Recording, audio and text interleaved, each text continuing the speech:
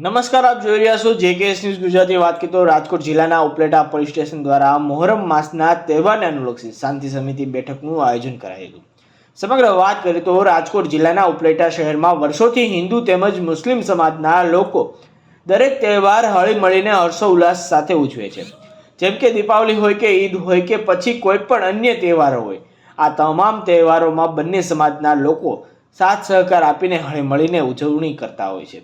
ત્યારે હાલ આ મુસ્લિમ સમાજના પવિત્ર મોહરમ માસના દિવસોમાં તાજિયાની અનુલક્ષીને ઉપલેટા પોલીસ સ્ટેશનના પીઆઈ એલ.આર. ગોહિલ સાહેબની આગેવાનીમાં હિન્દુ મુસ્લિમ સમાજના આગેવાનો સાથે એક શાંતિ સમિતિ મિટિંગનું આયોજન કરવામાં હતું, જેમાં આ બંને સમાજના આગેવાનોએ આવનારા તહેવારો હળી મળીને ઉજવવામાં અને કોઈ અનિચ્છનીય બનાવ ન બને તેની ખાસ તકેદારી રાખવા તેમજ તહેવારોને અનુસંધાને સૂચનાઓ આપી હાલના મોહરમ માસના તાજિયાઓને લગતા મહેરબાન જિલ્લા મેજિસ્ટ્રેટને જાહેરનામાને ધ્યાને લઈને હાજર રહેલા તમામ સમાજના આગેવાનોને સમજ કરવામાં આવી હતી અને બંને સમાજની એકતા કાયમ માટે જળવાઈ રહે તેમ જણાવ્યું હતું. જેકેએસ ન્યૂઝ સાથે હર્ષિયા હાયર, ઉપલેટા.